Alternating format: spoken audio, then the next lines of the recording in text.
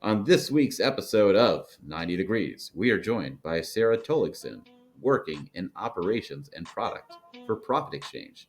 You can find Sarah on Twitter at DesertFoxV. Today we're talking about Sarah's start in poker, translating that to the sports betting world, and working for Profit Exchange. Let's dive into the sharp side and look for the right angles in sports betting. Big bomb bangers. Ladies and gentlemen, Bangers. Jews and Gentiles, sharps and squares, welcome back to episode 28 of 90 Degrees, the show where we give you the right sports betting angles. I'm your host, Kevin Davis, and today we're bringing in Sarah, who works in operations and product for Profit Exchange, the one sportsbook exchange where not only they're one of two exchanges in New Jersey, but the co-founder, lives on my block. But before we bring on Sarah, we want to give a quick thank you over to our sponsors at Pinnacle.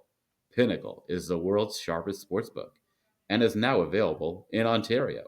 Find out what professional bettors have known for decades. Pinnacle is where the bettors play, taking sharp action every day. No limits, low synthetic hold, and it's a must have for those with a top down approach. Must be 19 plus in Ontario. Sadly, it's not available in the United States, and please play responsibly. All right, Sarah, how's it going? It's going great. Thanks for having me on your show. Yeah, I wanted to bring you on because I read Gina Fiore's article about you, and I'm like, okay, that's a 90 degrees guest. Well, that's wonderful. I think it's really great that you are presenting women in the industry in a positive light. And one of the things I really liked about Gina's article was that, she was just saying it's just about exposure and exposing women to the the industry of sports betting. And so that's how we're going to get more women in here. Yeah, definitely. I mean, my show so far, this is episode 28, has been mainly white dudes. You are the second woman to be on. We had Jessica Brand of Major League Baseball on, and she was fantastic. But I listened to it. great. Part of it is like people of all walks of life bet on sports.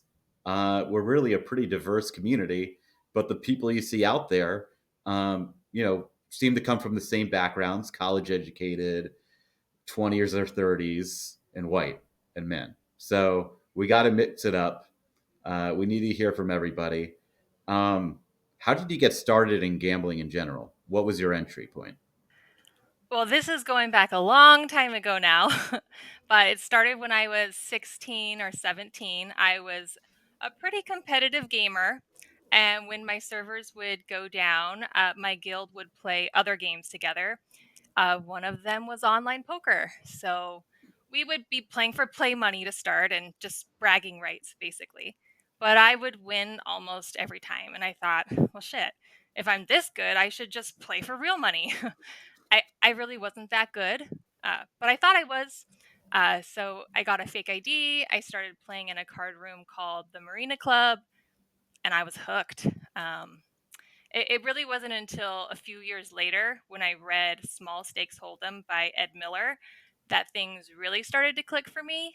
After that, I read every book I could get my hands on: The Theory of Poker, Super Systems, Every Hand Revealed. And then in 2010, I had some pretty big scores that allowed me to quit my day job. And I played poker professionally for the next 10 years, amassed over $2 million in tournament earnings, and that was the start of my journey in gambling. Wow, that was incredible. So I'm assuming you grew up in the Vegas area? I actually grew up in California, and like I said, I was playing online, and then there's these small little card rooms in California, literally a hole in the wall. Um, but then I did move to Vegas when I was 18, and I bounced back and forth between Vegas and California. So right when you were 18, the first moment you could, you moved to Vegas. How do you get into all these? Your fake ID was still good in these casinos? It wasn't. So when I moved to Vegas, that's when I realized that I really, not only was it safer for me to play online poker, but I actually preferred online poker. And that was the majority of all my winnings came from online poker tournaments. I mean, as part of it, besides the issues with worrying about getting your money confiscated when they realize you're underage. Was part of online poker over in-person poker because you didn't want to deal with going to casinos and a lot of the people there, or you just like the pace of it better? It was a lot. I guess a little bit of both, but generally the pace. You know, you sit down at a live table, you're only getting so many hands an hour, and you're playing one game. When I was playing poker online, I was playing up to 20 games at once at my peak. So it's just almost an incomparable experience. I'm someone that really likes a fast-paced environment, so online poker was it for me. So you were able to increase your EV by doing it online, by not just being stuck at one game, being able to do multiple games. Absolutely. Yeah, that's one thing I've noticed with a lot of these online casino promos in New Jersey is sure you could do live dealer. You could go in person and do like in person live dealer. But if you're getting all these deposit bonus offers and you have the opportunity to play like the digital blackjack game on fast mode where you're playing three or four hands a minute of blackjack, even though you know you're going to lose money because you're going to make money because of the promo money. That's just better than going to a casino and counting cards much of the time. Yeah, and then like you said before too, if you don't like casinos, if you don't like cigarette smoke, then there's another added benefit as well. That's true because in New Jersey they do ban smoking in some casinos. Um, They started doing that here in Vegas too, and I was very pleased. really, I mean, I'm surprised considering how libertarian of a state Nevada is. It's not across the board. You guys are the only. I mean, you guys are the only state that allows certain counties to legalize prostitution, and you're one of the first that have legalized gambling, legalized marijuana. But I guess now there's a shift where they're banning cigarette smoking in casinos. Just, certain casinos, and I think it's more they're catering towards that audience, and it's like the newer casinos. Okay, so it's not the government; it's the corporations. Yeah, I actually can't speak directly on that, but I think so, yeah. I wonder if the unions have something to do with that too. That's a whole other level there. That would be somebody else's department. But I'm all for that. I always feel bad for the cocktail waitresses and stuff that don't smoke. Yeah, and they just put the cigarette in their face, like it's just like out there. Luckily, in the poker rooms, they don't allow smoking at all, so that is a huge plus. So you were playing poker, became a millionaire from it at a young age. Oh no, wait! I didn't become a millionaire. I had a little over 2 million in tournament earnings, so that's not necessarily my profits. But I did play for 10 years professionally. I didn't have another job, so I was able to make a good amount of money. So you make $2 million, but you're losing so much of the time. How do you sort of manage that variance? Very carefully. So that was probably one of my strong suits, is why I was able to last for 10 years without, they call it going bust. Is if I had a big score, for instance, a lot of poker players' natural instinct is to move up in stakes. So, they were playing $200 tournaments, they hit a big score, now they're playing $500 tournaments. I kind of came from a different field. I'm like, okay, I had a huge score. I know my ego is inflated right now. I'm actually going to step down in stakes. I'm going to take some time. I'm going to relax. I'm going to enjoy my win and then build up a little bit more money. And then if I really feel comfortable, I can move up then. Hmm. So I think that was part of my success story. But I think that that's a pretty rare story. It oftentimes goes the other direction. Now, like when you're making this much money as fast as you were when you were a young adult, how did you like manage your lifestyle to make sure you didn't blow the money? Oh, I blew it. uh, yeah. I traveled a lot. I played poker all over the world. So there's that. It was worth it. Looking back now, I've been to all these beautiful places all over the world. I've been to Africa, I've been to the Bahamas, I've been to Europe, and then I think, well, what did I do on those trips? I was in a poker room. What was I thinking? I should have booked an extra week and gone out and explored. So looking back, I definitely made some mistakes, but I also don't think that's uncommon. Poker world, you kind of get tunnel visioned, and you're just a machine, and that's what I was. I literally all I did for those 10 years was play poker. And were you able to maintain your friendships that were non-gambling friends, or were all your friends at the point poker players? Pretty much all my friends at that point were poker players. You know, you have your few close girlfriends, you know, that I still have to this day from school and growing up. But no, pretty much all of my coworkers, in a sense, were my friends. So you were successful in poker. What made you stop? It was around 2020. I had had two young kids recently. I was a single mom, and I was just burnt out. You know, poker tournaments are super long hours, and then to add on to the up and down nature of the game, it just really wasn't conducive to my lifestyle anymore, especially with kids. And then, as we all know, the pandemic hit. And I thought if I was ever going to change careers, that now would be the time. And Gina, my friend who wrote the article, actually suggested sports betting for me and saw, oh, this is perfect for you. I had been around sports betting and I knew there was a lot of similarities between the two, but I didn't know about it specifically or personally. You know, I had my favorite teams that I'd bet on, and I'd hear all the poker players talking about it because obviously, almost all poker players are also sports bettors. Um, but Gina recommended The Logic of Sports Betting, which, funny enough, was also written by Ed Miller. Full circle moment there for me. And once I got my hands on it, I read it cover to cover twice. I was hooked, felt like discovering poker all over again for the first time. And lucky enough, Ed Miller's company, who at the time it was Deck Prism, it's now Huddle Tech, was hiring. And I was signed on as a quality control analyst. And for those who may not know, Huddle is an in play odds provider, and some of their clients include Pinnacle Mm. and Circa. So I was really excited to work and learn from them. The product that they have is really, really a wonderful thing. I started out grading bets, but quickly was tasked with operations, QA, moved into junior trading, which was really Mm. fun. Um, and then when I got the option to work for Profit Exchange, I jumped on it. The things that bothered me about traditional books, the transactional nature of bookmakers, the limits, high commissions, and just not a very engaging experience for the user, are all things that are fixed with the betting exchange, in my opinion. So I'm really proud to be a part of the team that's bringing exchanges to the US for the first time. Well, and I'm proud to like be one of the first people using exchanges as a New Jersey resident. I mean, you guys have a great product. I'm really excited that you guys have added more liquidity. Do you know anything about how you guys were able to get more liquidity in the exchange? Well, getting more market makers has been a huge focus for us. So that's one of the things that we've been focused on. And like you said, as you can see, the proof is there. You go to our site, our liquidity is great. Our prices are great. Our lines are tight.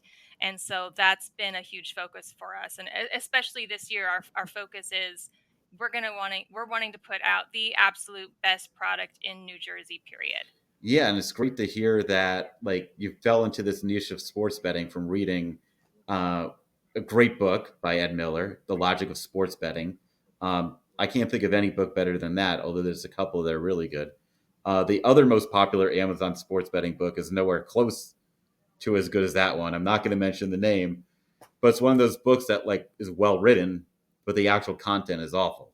Well, there's a lot of those out there. Yeah, but how do we get it so Ed Miller's book is like more well known than it is now? Well, I'm plugging it now. You know, maybe I don't really know the answer there, but Yeah, because so much of the other books are mainly about bottom up handicapping and a lot of the popular myths.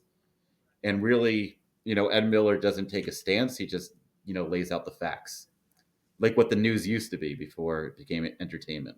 right. Yeah, and that's what I really loved about the book, you know, and I love that it talks about both sides. Hey, this is what the operators are doing, and this is what you as a bettor should be doing, and you know how do we figure out as a bettor how to beat the operator. And as an operator, how do we figure out either how to, you know, produce the best odds for us, or, as an exchange, how do we enhance the customer's experience the most? Although that part is a little beyond the scope of that book. Now, with the exchange model, with you guys having a lower vigorish, which is one of my favorite parts of profit, as well as knowing that you can get your money down, for the players that lose, who zero out, where you don't have as much of a marketing budget to spend on them, since it's a tighter margin business, how do you get them to redeposit and keep playing? That's more of our VIP side, Mm. which I am not, uh, and our customer outreach side. So I don't have quite as much experience for them, but what we love to do is we like to reach out and talk directly to our users. Hey, what do you like about our product? What would you like to see happen on our product? And then we'll also offer them promotions, come back and X, Y, and Z promotion will be available for you. Um, but that's something that I think Profit does really well, is we want to talk to you directly. We want to know what you liked, what you didn't like, and we're going to do our best to fix that for you. I mean, that's an interesting approach. I know for the rec books, whenever I zero out an account and like wait a month or two, I'll soon get that personalized email with the deposit bonus reload offer. Whereas you guys are more like, instead of just throwing money, you just want to find out why they're not playing with profit. Yeah. And we'll give you the promotion too. Now, how, like, what are the busiest times of the day for profit in terms of making sure the site stays up so people can get their bets in and the bets get graded so they can bet on the next games? Well, we have a lot of automatic settlements, so that takes care of a lot of that for us. I'd say the busiest times were when we're probably doing a new release and we're just making sure that everything that gets released is operating as soundly and everything went smoothly. Um, I'd say that's probably the busiest times for us on the operational and product side of things. Um, for the users, I would say probably right before a major game.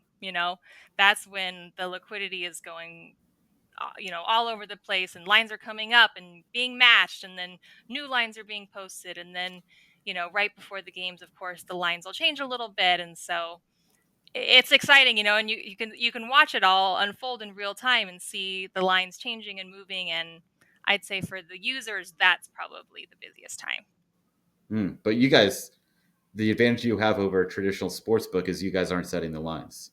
Nope, we're just here to have a platform for the users to bet against each other. Exactly. And they can even arb against each other too. Exactly, which is a huge benefit of having exchanges in the market. You can bet both sides, and we're going to offer you better prices. So when you go, for instance, you can go on unabated, which is a popular tool, and look at all the odds and see, oh, well, look, here's an opportunity right here. And we have users that oftentimes will find great opportunities using that and our exchange. And there's also Betstamp, which is a sponsor of this show. Frequently, Profit Exchange is always listed as the best price for me. Yes, I have no doubt about that, and I will check out Betstamp actually. So I was actually a Betstamp user before I was a Circles Off listener. And I became a listener, and then it became an extension. awesome. I'm looking forward to checking it out. So Yeah, one thing about like live betting I've noticed is Profit has really evolved, because I remember early on when people had to lay their own odds and it wouldn't update.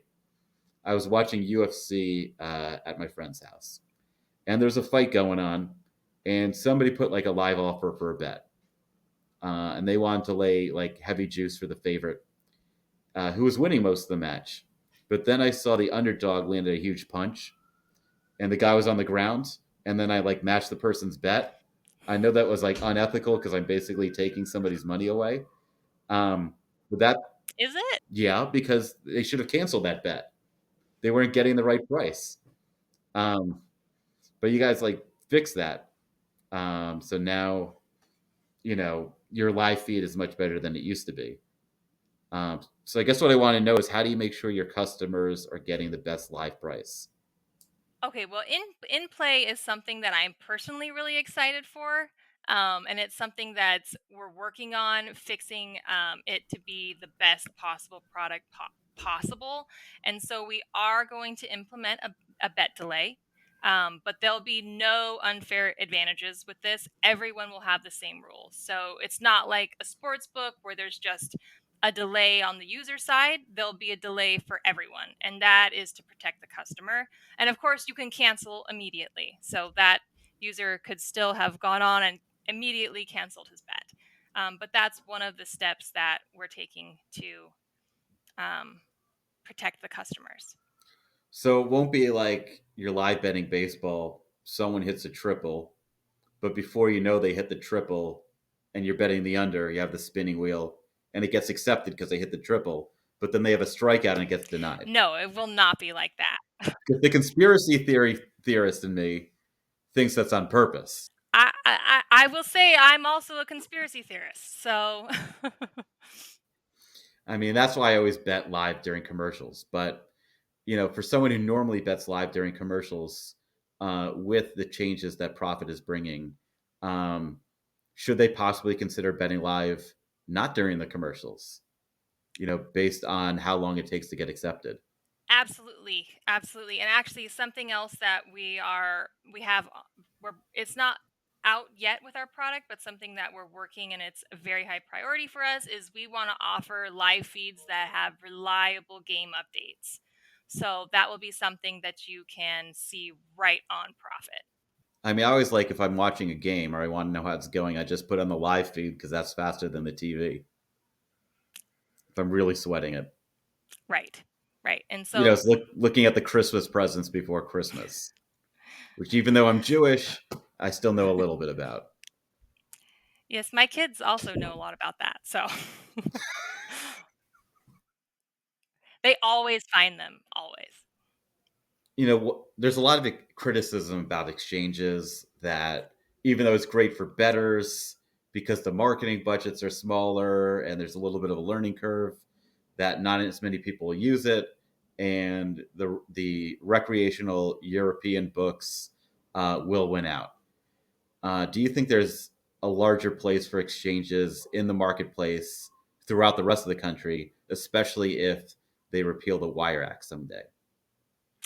Absolutely, I do. And it's kind of for the same reasons that I laid out before. There's a lot of, you know, for lack of a better word, there's a lot of problem with sports books and there's a lot of limitations with them. And, users don't want that. One of the things I see is users do want a more engaging experience. They do want more interaction. They do want it to be more fun. I think, going with traditional books, for me at least, it just feels like a very transactional experience. And I want something more exciting. I want something more fun. I want to request my own odds. I want to be the bookmaker. I want to get better prices.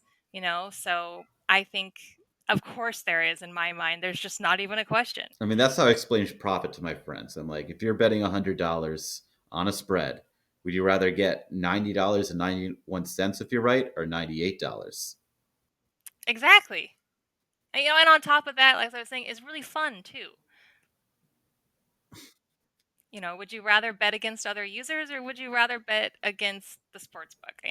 Personally, I'm from the camp of I'd rather bet against other users, and that translates into other aspects too. If I'm playing video games, do I want to play against a computer or do I want to play against another person? I want to play against another person.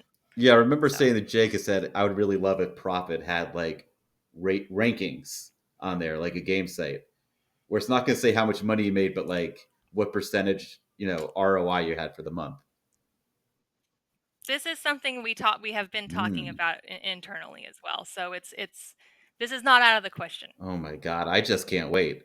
I'm glad I'm getting all the spoilers too. Not too many, but So, giving like, you a one little. thing I like about all you guys at Profit is everybody who works there is betting when they're not like doing profit stuff. What sort of angles have worked for you in sports betting, and which ones are you working on right now in your own betting? I'm on a little bit of a hiatus right now. I really am just focused on the product at profit and making it the best as possible. But as I said, me and Gina do work closely together, so I'm definitely going to be using some unabated tools and trying to find the best options there with baseball season. So, like one thing I've noticed is you come from a background where you're competing against other bettors, and they're sizing you up, and you're sizing them up. What sort of advantages did he have in that department? Do they know that you are legit right away, or do they know you? But yeah, I mean the most basic one is just that I'm a woman, right? So I definitely would, you know, insert definitely when I started out, I would play that up. Oh, do I know what I'm doing? I this is my first tournament. Oh, even maybe like sometimes pretending like you put in the wrong amount, but really you didn't. So I would take advantage of those types of scenarios. But as I was playing more, and then people start to find out about you, and then you have to kind of change your strategy there a little bit. And that's when I started. I was like, got the hoodie on now, and now I got my sunglasses, put the scarf around me. Did you ever wear like terrible clothes so people thought you were like a degenerate who lost all your money? I did not do that, but I knew friends that would like, purposely wear the polo shirts or like try and look like a businessman. But never anyone that purposely went for the I'm broke look. Yeah, because I figured someone if they go with the "I'm broke" look, they could just like not shower or wear deodorant, really sell it. Well, that unfortunately that's Oh, pretty common. so that's pretty common, but they're not That's trying for that look. yeah, no, but it's more common than you would think, One of the unfortunately. benefits of online poker. Right. Yes. So and then the World Series of Poker is always in the middle of summer, so it's just like a room full of thousands of sweaty dudes. What about for VIP programs? Were you able to like get some leeway for VIP programs um, based on being a woman, or was it all just the same?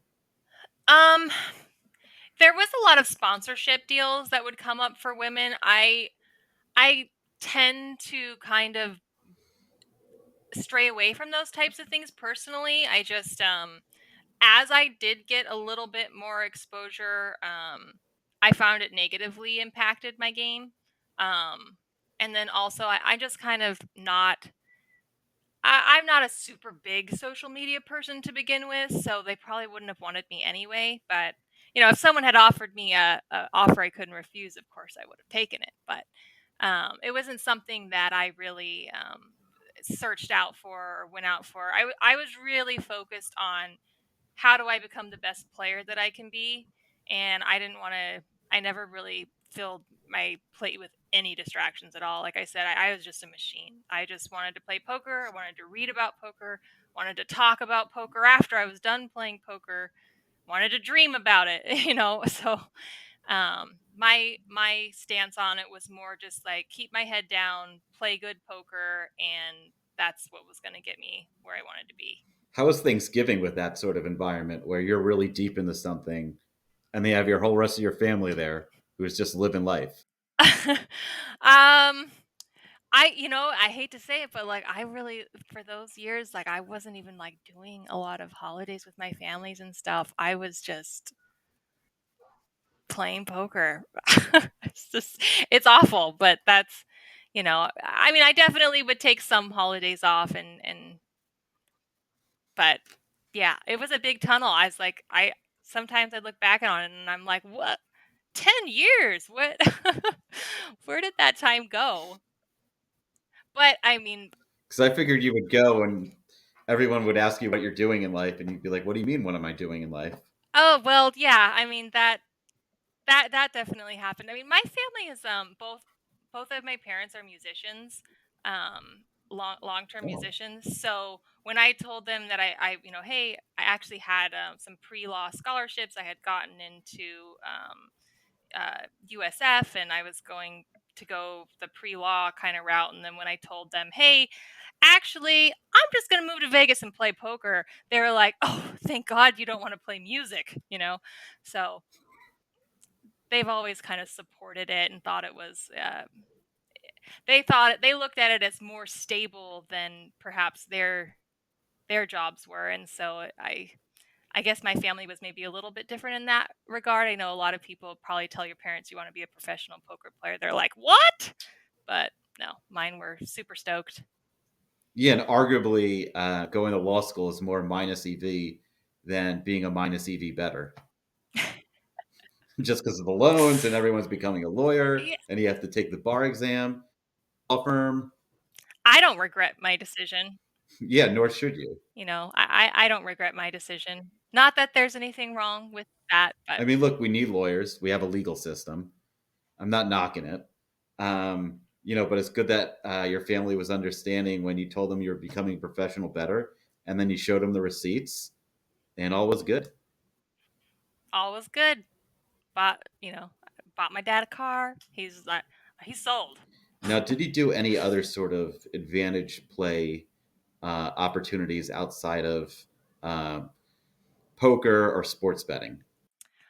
There were some times when I was kind of transitioning and I was starting to get sick of poker. I have a lot of friends who are advantage players here, and so they taught me the tricks and showed me some, these are the really good slots to play, and these are, when to play them, what to look out for. And I did it a little bit, but honestly, the cigarette smoke in the casinos, I that was a deal breaker for me. Couldn't do it. Yeah, you always have to have the best working conditions. I mean, like my Yeah, brother was killing it as a pedicab driver for years. He owned his own bicycle taxi in New York City, but he got carpal tunnel and he just couldn't do it anymore. gotta prioritize your health. So, what's next for Sarah? What should we be seeing from you now that you're getting more media appearances? You're connecting with more people in the gambling world. Are we going to see you at Bet Bash 3? Or what's going on? I'm likely to be at Bet Bash 3. Uh, I would say that that's a very high probability. Yes. But mostly, I'm just really You have a excited. long trip to go to get to it. I know so far. One of my two trips of the year to the Strip.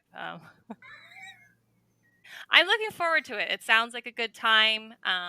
But mostly, what I'm focused on is I'm just really excited to be making Profit Exchange the best product possible. And so that's going to be where my focus is. And I will be writing some blogs, doing some content, and just trying to promote and educate people about why you should bet with us. Now, what new states should we be expecting Profit Exchange in soon? So right now, as I said before, we are just super New Jersey focused, and we want this year to just be the best in New Jersey. And once we get our product rocking there, then next year we're going to start looking into some other states. Sarah, is there anything else you would like to add? Yeah. So at Profit Exchange, we are soon to be launching individual market makers. So any users out there that may want to integrate with our API and programmatically trade, like market makers, we would love for you to reach out to us. We think it would be massively beneficial for you guys and us. Wow, that sounds amazing that you guys have individual market makers. What does that entail? Basically, it's going to be allowing our users to plug into our API and be the market maker themselves. And so essentially, you would be your own sports book on our platform. Well, that sounds amazing and certainly would decrease the barriers to entry for people who want to try that out. Sarah, it's a pleasure having you on, and we look forward to what Profit Exchange has next. Thank you so much. The easiest way to improve as a sports bettor is to use multiple sports books and always get the best odds. We recommend using an odds comparison tool like BetStamp. BetStamp compares odds across every sports book for games, futures, and player props. Save time and money by checking BetStamp before you bet. Download the app today for free. If you're looking to sign up for a new sportsbook account, please check out the offers available at betstamp.app/circles off or hit the link in the description. If you sign up through this page, it helps support the show. Big bomb bomb bangers. Thank you for tuning in to 90 Degrees, presented by the Hammer Betting Network and Pinnacle Sportsbook. Head over to our website, thehammer.bet, for all your sports betting needs. If you've enjoyed the show, click that like button. If you're new to the channel, hit the subscribe button. If you made it this far, drop a comment on what sports you would originate if you were to originate. Let's cash.